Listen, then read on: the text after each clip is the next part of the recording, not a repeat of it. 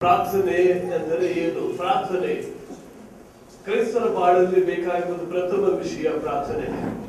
ಪ್ರಾರ್ಥನೆ ಇಲ್ಲದೆ ನಾವು ಪ್ರಯಾಸ ಪಟ್ಟರೂ ಅನೇಕ ಸಮಯದಲ್ಲಿ ಅದು ವ್ಯರ್ಥವಾಗಿರುತ್ತೆ. ಅನೇಕರು ಪ್ರಾರ್ಥನೆ ಮಾಡ್ತಾರೆ, ಕೂಗಿ ಕೂಗಿ ಶಬ್ದದಿಂದ ಹೇಳಿದನೇ ಹೇಳಿ ಪ್ರಾರ್ಥನೆ ಮಾಡ್ತಾರೆ, ಅದನ್ನು ವ್ಯರ್ಥ. ಹೇಳಿದನೇ ಹೇಳಿದ್ರು ವ್ಯರ್ಥ. ಅನೇಕ ಚಿಂತೆ ಭಾರಗಳಿಂದ ಪ್ರಾರ್ಥನೆ ಮಾಡ್ತಾರೆ, ಅದು ವ್ಯರ್ಥ. ಬರೇ ಚಿಂತೆಗಳನ್ನು ಮನಸ್ಸಲ್ಲಿ ಇಟ್ಕೊಂಡಿದ್ರೆ ನಮಗೆ ಪ್ರಯೋಜನ ಇಲ್ಲ. ಪ್ರಾರ್ಥನೆ ಮಾಡೋರು ಹೇಗ್ ಪ್ರಾರ್ಥನೆ ಮಾಡ್ಬೇಕು, ದೇವರ ಸನ್ನಿಧಾನದಲ್ಲಿ ಬರೋರು ಹೇಗ್ ಬರ್ಬೇಕಂತೇಳಿ ದೇವರ ವಾಕ್ಯ ಹೇಳುತ್ತೆ. ಅದರ ಪ್ರಕಾರವಾಗಿ ನಾವು ನಡೆಯುವುದಾದರೆ ಖಂಡಿತ ಪರಲೋಕ ದೇವರಿಂದ ನಮಗೆ ಸದುತ್ತರವು ದಯಪಾಲಿಸುತ್ತದೆ. ಪ್ರತಿಯೊಬ್ಬ ಕ್ರೈಸ್ತನು ಬಾಳಲ್ಲಿ ಜಯವುಳ್ಳ ಕ್ರೈಸ್ತ ಜೀವಿತವನ್ನು ಹೊಂದಬೇಕಂತ ಹೇಳಿದ್ರೆ ಅವನಿಗೆ ಪ್ರಾರ್ಥನೆ ಬೆನ್ನೆಲುಬಾಗಿರ್ಬೇಕಾಗುತ್ತೆ. ಏನಾಗಿರ್ಬೇಕಾಗುತ್ತೆ?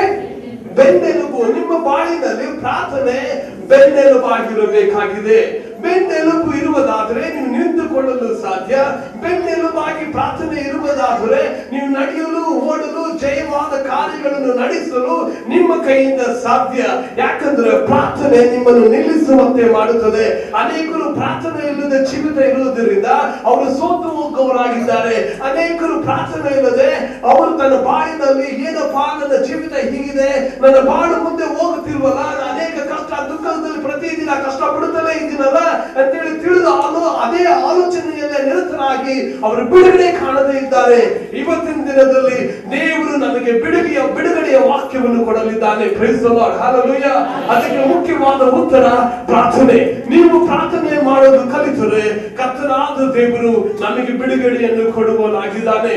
ಹೇಗೆ ಪ್ರಾರ್ಥಿಸಬೇಕು, ಹೇಗೆ ದೇವರ ಸನ್ನಿಧಾನದಲ್ಲಿ ಬರಬೇಕು, ಇದಕ್ಕೆ ಮುಂಚಿತವಾಗಿ ಒಂದು ದೇವರ ವಾಕ್ಯ ಲೂಕ ಬರೆದ ಸುವಾರ್ತೆ 18ನೇ ಅಧ್ಯಾಯ 1-8ನೇ ವಾಕ್ಯ. ಬೇಸರಗೊಳ್ಳದೆ ಯಾವಾಗಲೂ ಪ್ರಾರ್ಥನೆ ಮಾಡಬೇಕೆಂಬುದಾಗಿ ಆತನು ಒಂದು ಸಾಮ್ಯವನ್ನು ಹೇಳಿದನು. ಈ ವಾಕ್ಯವನ್ನು ಓದುವಾಗ ನಮಗೆ ತಿಳಿದು ಬರುವುದು ಒಂದು ಮುಖ್ಯವಾದ ವಿಷಯ. ಪರಲೋಕದ ದೇವರಾದ ಕರ್ತನು, ಉನ್ನತ ದೇವರಾದ ಕರ್ತನು ಆಗಲೂ ಇರಲು ಪ್ರಾರ್ಥನೆ ಮಾಡುವ ನಿಮ್ಮ ಪ್ರಾರ್ಥನೆಯನ್ನು ರಾತ್ರಿ ಹಗಲು ರಾತ್ರಿ ಮೊರೆ ಇಡಲು ಆತನು ಅವರ ವಿಷಯದಲ್ಲಿ ತಡ ಮಾಡಿದರೂ ಅವರ ನ್ಯಾಯವನ್ನು ತೀರಿಸದೇ ಇರುವನು. Praise the lord, hallelujah. ವಿಷಯದಲ್ಲಿ, ನಿಮ್ಮ ಪ್ರಾರ್ಥನೆಯ ವಿಷಯದಲ್ಲಿ ಸ್ವಲ್ಪ ತಡೆ ಆದರೂ, ಸ್ವಲ್ಪ ಸಮಯ ತಗೊಂಡರೂ ಆತನು ನಿಮ್ಮ ಪ್ರಾರ್ಥನೆಗೆ ಸದುತ್ತರ ಕೊಡದೆ ಇರುವನು. Praise the lord, hallelujah. ಆ ಹೆಂಗಸು, ಆ ಮನುಷ್ಯನು ಅವನನ್ನು ಬಾಧಿಸಿದ ಪ್ರಕಾರವಾಗಿ ನಾವು ಕರ್ತನಾದ ದೇವರ ಮುಂದೆ ಪ್ರತಿದಿನ ಹಗಲು ರಾತ್ರಿ ಎಂದು ನೋಡದೆ ನಾವು ಪ್ರಾರ್ಥನೆ ಮಾಡುವ ಪ್ರತಿಯೊಂದು ಪ್ರಾರ್ಥನೆ ಅದು ವ್ಯರ್ಥವಾಗಿ ಹೋಗುವುದಿಲ್ಲ. Praise the lord, hallelujah. ನೀವು ಯಾವ ವಿಚಾರಕ್ಕೋಸ್ಕರ ಪ್ರಾರ್ಥಿಸ್ತಾ ಇದ್ದೀರೋ, ನೀವು ಯಾವತ್ತಿಂದ ಪ್ರಾರ್ಥಿಸ್ತಾ ಇದ್ದೀರೋ, ಅವತ್ತಿನ ದಿನದಿಂದ ಇವತ್ತಿನ ದಿನದಲ್ಲಿ ಇವತ್ತಿನ ದಿನದವರೆಗೂ ನೀವು ಮಾಡುವ ಪ್ರತಿಯೊಂದು ಪ್ರಾರ್ಥನೆ ದೇವರ ಸನ್ನಿಧಾನದಲ್ಲಿದೆ. ಆದರೆ ದೇವರು ಉತ್ತರವರೆಗೂ ನೀವು ಕಾದಿರಬೇಕಾಗುತ್ತೆ. ಹಾಗಾಗಿ ತಿಳಿದುಕೊಳ್ಳಬೇಕಾಗಿರೋದು, ನಾವು ಪಾಪಿಗಳಂತೇಳಿ ಅರಿಕೆ ಮಾಡಿ ದೇವರ ಸನ್ನಿಧಾನದಲ್ಲಿ ಬರಬೇಕಾಗುತ್ತೆ. ಯಾಕಂದ್ರೆ ಪ್ರತಿ ಕ್ಷಣದಲ್ಲಿಯೂ ಪ್ರತಿ ಸಮಯದಲ್ಲಿಯೂ ಅನೇಕ ಶೋಧನೆಗಳು ಪ್ರತಿಯೊಬ್ಬರ ಬಾಳಲ್ಲಿ ಬರ್ತಾನೆ ಇರುತ್ತೆ. ನಾನು ಕೆಟ್ಟ ವಿಷಯವನ್ನೇ ಮನಸ್ಸಲ್ಲಿ ಧ್ಯಾನ ಮಾಡುವನಾಗಿದ್ದರೆ ನನ್ನ ಪರಲೋಕದ ತಂದೆಯಾದ ದೇವರು ನನ್ನ ಪ್ರಾರ್ಥನೆಯನ್ನು ಕೇಳುತ್ತಿರಲಿಲ್ಲ. ಆ ಕೀರ್ತನೆಗಾರನ ಅನುಭವ, ಆ ದಾವೀದನ ಅನುಭವ ನಮ್ಮ ಅನುಭವ ಆಗಿರಲಿ. ನಮ್ಮ ಬಾಳಿನಲ್ಲಿರುವ ವೇದನೆಗಳು, ಕಷ್ಟಗಳು ಯಾವುದೇ ಇದ್ದರೂ ನಾವು ಮೊದಲನೇದಾಗಿ ದೇವರ ಸಮ್ಮುಖದಲ್ಲಿ ಬರುವಾಗ ಪಾಪ ಕ್ಷಮಾಪಣೆಗೋಸ್ಕರ ಪ್ರಾರ್ಥನೆ ಮಾಡಬೇಕಾಗುತ್ತೆ.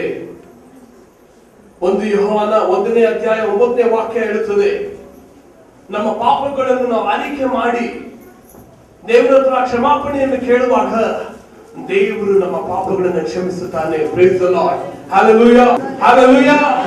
ದೇವರ ಕೃಪೆಯನ್ನು ನೀವು ಹೊಂದಿಕೊಳ್ಳಬೇಕಾಗುತ್ತಾ ಈ ದಿನದಲ್ಲಿ ನಿಮ್ಮ ಪಾಪಗಳಿಗೆ ನೀವು ಕ್ಷಮಾಪಣೆಯನ್ನು ದೇವರ ಬಳಿಗೆ ನೀವು ಕೇಳುವುದಾದರೆ ಪರಲೋಕದ ತಂದೆಯಾದ ದೇವರು, ಪರಲೋಕದಿಂದ ಹುಡುಕಿ ಬಂದ ನಮ್ಮ ದೇವರು ನಮ್ಮ ಪಾಪಗಳನ್ನು ಕ್ಷಮಿಸುವನಾಗಿದ್ದಾನೆ. ದೇವರ ಸಮ್ಮುಖದಲ್ಲಿ ಬರುವ ಜನರು ಕೃತಜ್ಞತಾ ಸ್ತುತಿಯೊಡನೆ ಬರಬೇಕಾಗುತ್ತೆ. Praise the Lord. ದೇವರ ಸಮ್ಮುಖದಲ್ಲಿ ಬರುವ ಜನರು ಮೊದಲನೇ ವಿಷಯ ಮೊದಲನೇ ವಿಷಯ ಪಾಪ ಕ್ಷಮಾಪಣೆಯನ್ನು ಕೇಳಿ ಬರಬೇಕಾಗುತ್ತೆ. Praise the lord, hallelujah. ಎರಡನೇ ವಿಷಯ, ದೇವರು ನಿಮಗೆ ನಿಮ್ಮ ಪ್ರಾರ್ಥನೆಯನ್ನು ಕೇಳಬೇಕಂತ ಹೇಳಿದ್ರೆ ನೀವು ಕೃತಜ್ಞತಾ ಸ್ತುತಿ ಮಾಡ್ಬೇಕಾಗುತ್ತೆ. ದೇವರನ್ನ ಹಾಡಿ ಹೊಗಳ್ಬೇಕಾಗುತ್ತೆ. ಕೃತಜ್ಞತಾ ಸ್ತುತಿ ಅಂತ ಹೇಳಿದ್ರೆ ಥ್ಯಾಂಕ್ಸ್ ಹೇಳೋದು. Praise the lord, hallelujah. ಕೀರ್ತನೆ 50ನೇ ಕೀರ್ತನೆ 23ನೇ ವಾಕ್ಯ ಹೇಳುತ್ತದೆ, ಕರ್ತನನ್ನು ಘನಪಡಿಸುವಾಗ, ಕರ್ತನನ್ನು ಹಾಡಿ ಹೊಗಳಿ ಕೊಂಡಾಡುವಾಗ ಆ ರಕ್ಷಣೆಯ ಮಾರ್ಗವು ನಮಗೆ ತೆರೆಯಲ್ಪಡುತ್ತದೆ. ಹಲ್ಲೆಲೂಯಾ. ಕರ್ತನಿಗೆ ನಾವು ಹಾಡಿ ಹೊಗಳಿ ಕೊಂಡಾಡುವಾಗ ನಮಗೆ ರಕ್ಷಣೆಯ ಮಾರ್ಗವು ತೆರೆಯಲ್ಪಡುತ್ತದೆ. ಮೊದಲನೇ ವಿಷಯ ಮನಸಾಂತರ, ಎರಡನೇ ವಿಷಯ ಕೃತಜ್ಞತಾ ಸ್ತುತಿಯೊಡನೆ ದೇವರ ಸನ್ನಿಧಾನದಲ್ಲಿ ಬರಬೇಕಾಗುತ್ತೆ. ದೇವರನ್ನು ಘನಪಡಿಸಿರಿ, ದೇವರನ್ನು ಘನಪಡಿಸಿರಿ. ರಕ್ಷಣೆಯ ಮಾರ್ಗ ನಿಮಗೆ ತೆರೆಯಲ್ಪಡುತ್ತೆ. ಯೋಹಾನ 11ನೇ ಅಧ್ಯಾಯ. ನೀನು ಯಾವಾಗಲೂ ನನ್ನ ಪ್ರಾರ್ಥನೆಯನ್ನು ಕೇಳುವವನಾಗಿದ್ದಿ. Price the lord. ನನ್ನ ಪ್ರಾರ್ಥನೆಯನ್ನು ಕೇಳುವವನಾಗಿದ್ದಿ. ನನ್ನ ಪ್ರಾರ್ಥನೆ ಏನಲ್ಲ ಇಷ್ಟು ದಿನ ಪ್ರಾರ್ಥನೆ ಮಾಡಿದ್ನೋ, ಯೇಸು ಸ್ವಾಮಿ ಪರಲೋಕದ ದೇವರಿಗೆ ಹೇಳ್ತಾನೆ, ಇಷ್ಟು ದಿನ ನಾನು ಯಾವ್ದೆಲ್ಲ ಪ್ರಾರ್ಥನೆ ಮಾಡಿದ್ನೋ ಪ್ರಾರ್ಥನೆಗೆಲ್ಲ ನೀವು ಕಿವಿ ಕೊಟ್ಟಿದ್ದೀರಾ. Praise the lord, hallelujah, hallelujah.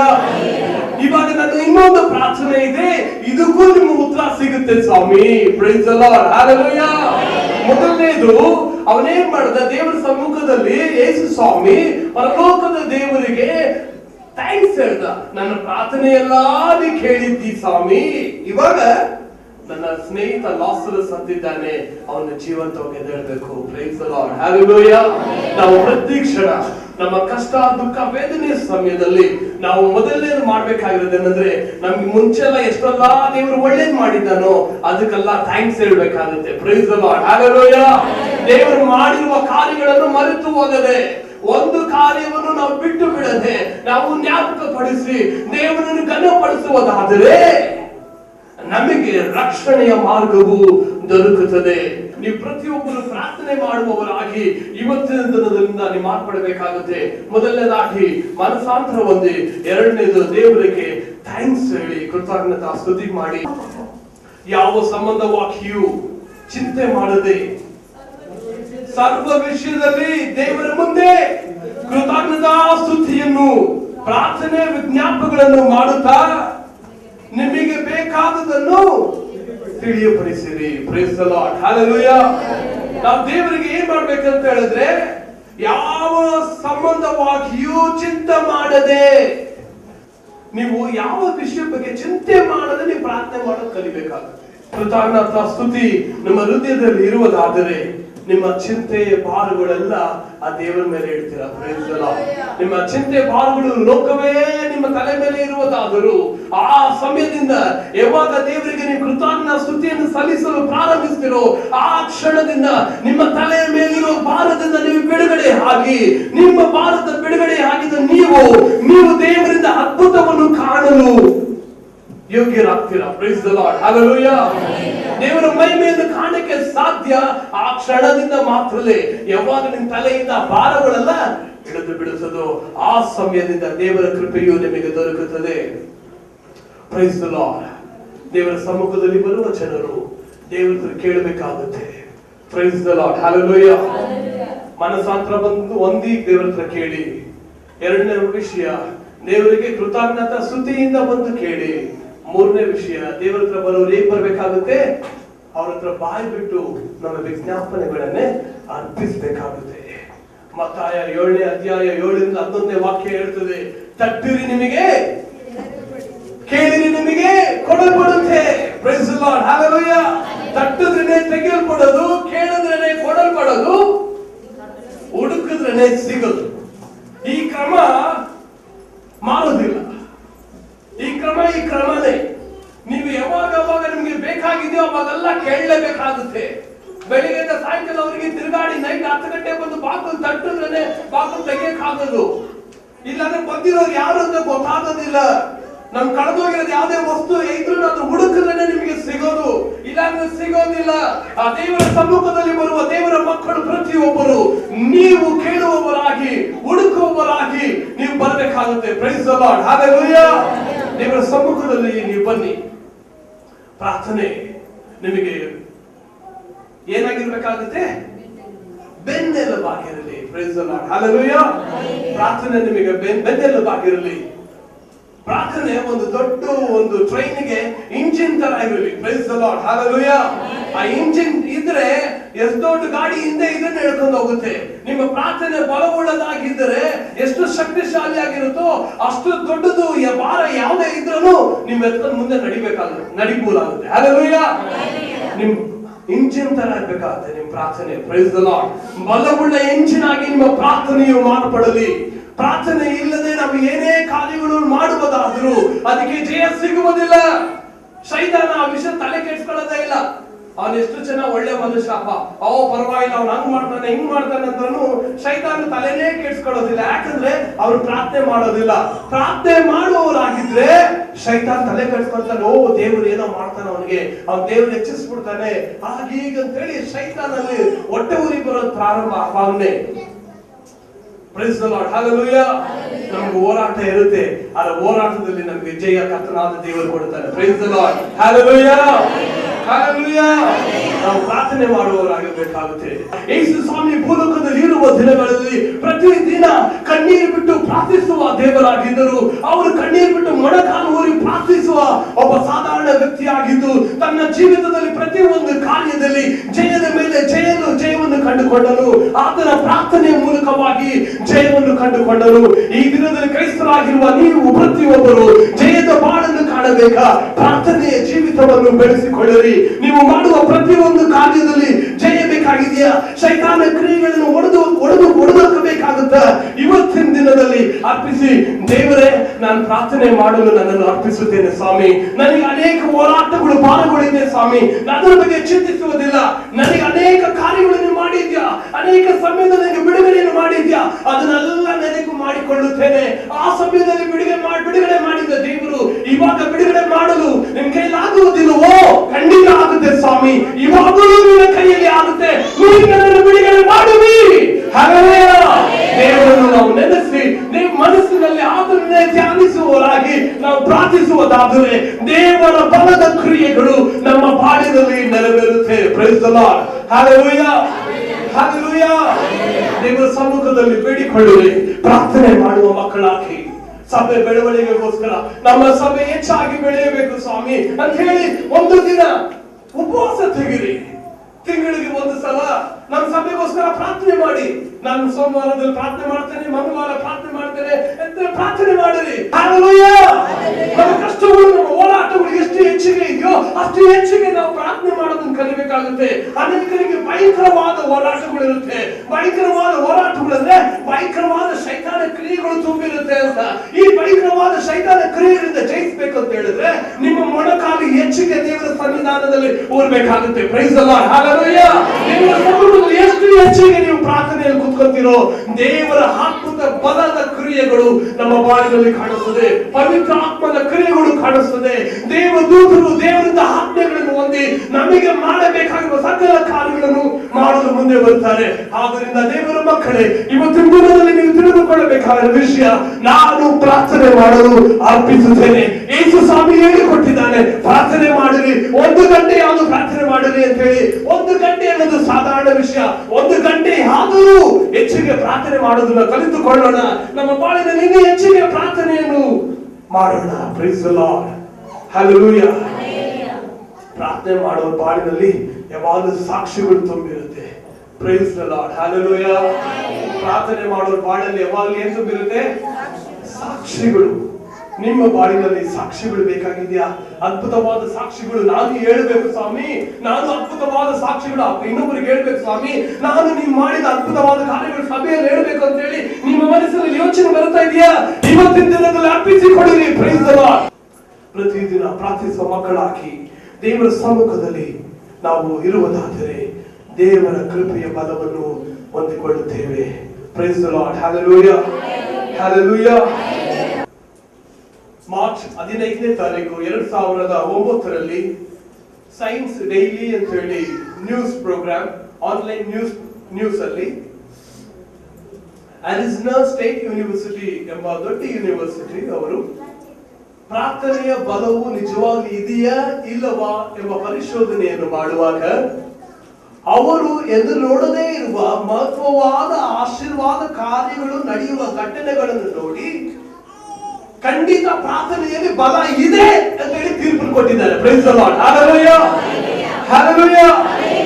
ತೀರ್ಪು ಅವರು ಅನ್ಯ ಜನರು ಪ್ರಾರ್ಥನೆಯಲ್ಲಿ ಬಲ ಇದೆ, ಯಾವುದೋ ಒಂದು ಶಕ್ತಿ, ಮನುಷ್ಯನ ಶಕ್ತಿ ಅಲ್ಲ, ಹೊರಗಿನ ಶಕ್ತಿ ಯಾವುದೋ ಒಂದು ಕೆಲಸ ಮಾಡುತ್ತಿದೆ ಅಂತೇಳಿ ಅನ್ಯ ಜನರು ತೀರ್ಪನ್ನು ಕೊಡುತ್ತಿದ್ದಾರೆ, ವಿಜ್ಞಾನಿಗಳು ತೀರ್ಪನ್ನು ಕೊಡುತ್ತಿದ್ದಾರೆ.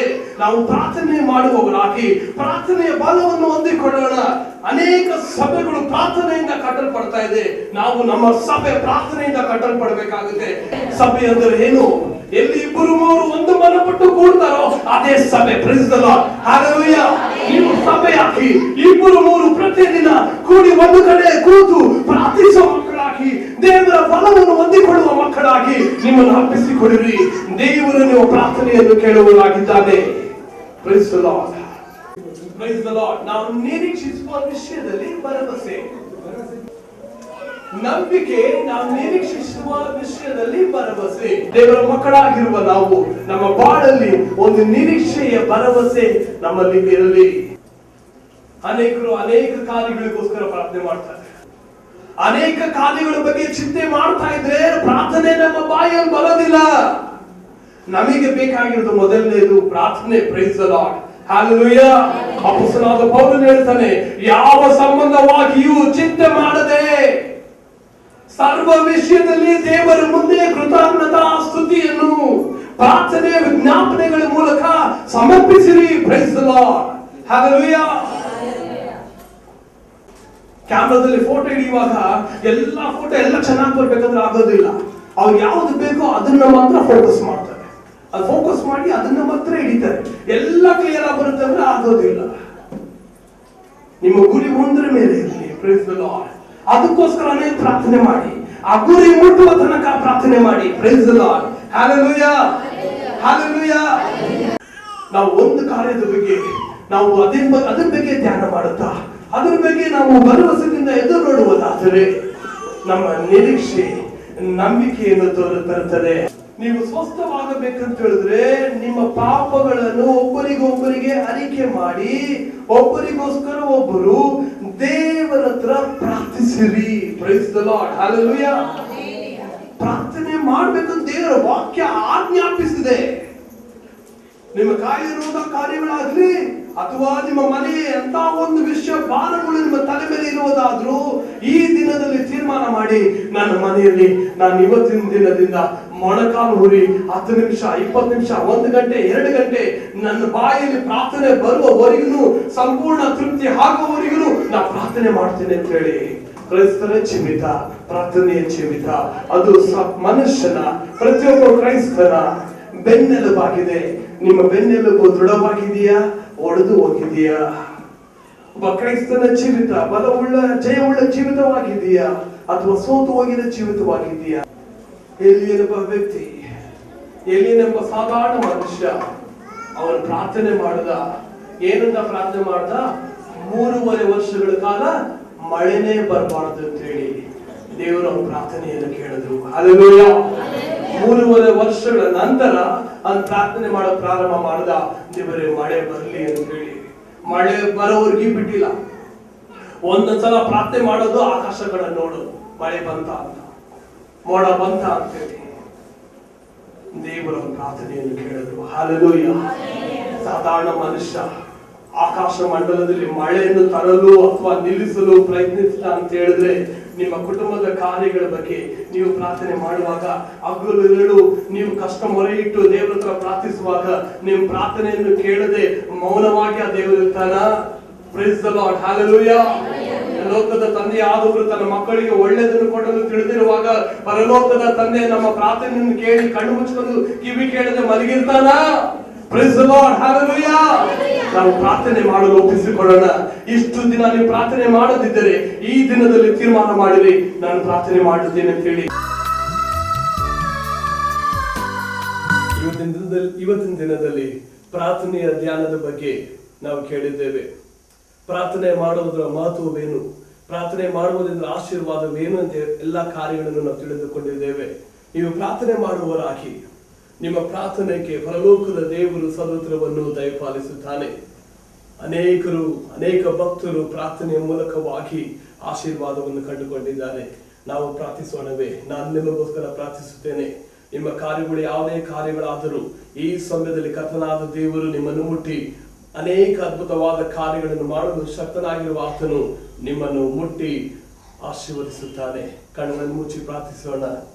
ಪರಲೋಕದ ತಂದೆಯಾದ ದೇವರೇ, ಉನ್ನತ ದೇವರೇ, ಮಹಿಮೆಯ ದೇವರೇ, ಸ್ವಾಮಿ ದೇವರೇ, ನಿಮ್ಮನ್ನು ನಿರೀಕ್ಷಿಸುವವನು ಹದ್ದಿನಂತೆ ಹೊಸ ಬಲವನ್ನು ಹೊಂದಿಕೊಳ್ಳುತ್ತಾನೆ ಎಂದು ಹೇಳಲ್ಪಡುತ್ತದಲ್ಲ ಸ್ವಾಮಿ. ನಿಮ್ಮನ್ನು ನಿರೀಕ್ಷಿಸಿ ನಾವು ಬಂದಿದ್ದೇವೆ, ನಿಮ್ಮ ಸಮ್ಮುಖದಲ್ಲಿ ನಾವು ಬಂದಿದ್ದೇವೆ ಸ್ವಾಮಿ.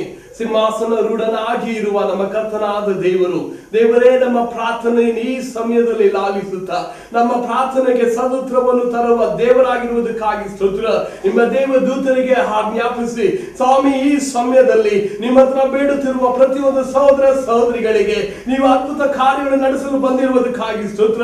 ದೇವರೇ, ಹೊಟ್ಟೆ ನೋವು, ಕೈ ಕಾಲುಗಳು ನೋವುಗಳಿಂದಲೂ ದೇವರೇ, ಶರೀರದ ಅಂಗಾಂಗ ಭಾಗಗಳು ಬೇರೆ ಬೇರೆ ದೇವರೇ ಅಪ್ಪ ವ್ಯಾಧಿಗಳಿಂದ ರೋಗಗಳಿಂದ ಕಷ್ಟಪಡುತ್ತಿರುವ ನರಳುತ್ತಿರುವ ಪ್ರತಿಯೊಂದು ದೇವರ ಮಕ್ಕಳು ಸ್ವಾಮಿ ಅಪ್ಪ, ನೀವು ಮುಟ್ಟು ಸ್ವಾಮಿ, ಈ ಸಮಯದಲ್ಲಿ ಗುಣಪಡಿಸು ಸ್ವಾಮಿ. ನಿಮ್ಮ ಮಹಿಮೆ ಪ್ರಸನ್ನತೆ ಅವರ ಮೇಲೆ ಬರಲಿ ಸ್ವಾಮಿ. ದೇವರೇ, ಕೀರ್ತನೆ 34ನೇ ಕೀರ್ತನೆ ಹೇಳಿರುವ ವಾಕ್ಯವನ್ನು ನಾನು ನೆನಪು ಮಾಡಿಕೊಳ್ಳುತ್ತೇವೆ ಸ್ವಾಮಿ. ನಿಮ್ಮನ್ನು ನೋಡಿದ ಮುಖಗಳು ಪ್ರಕಾಶ ಹೊಂದಿತು, ಅವರ ಮುಖವು ದೇವರೇ ಲಜ್ಜೆ ಹೊಂದುವುದಿಲ್ಲ ಅಂತ ಹೇಳಲ್ಪಡುತ್ತದಲ್ಲ ದೇವರೇ, ನಾಚಿಕೆ ಪಡುವುದಿಲ್ಲ ಅಂತ ಹೇಳಲ್ಪಡುತ್ತದಲ್ಲ.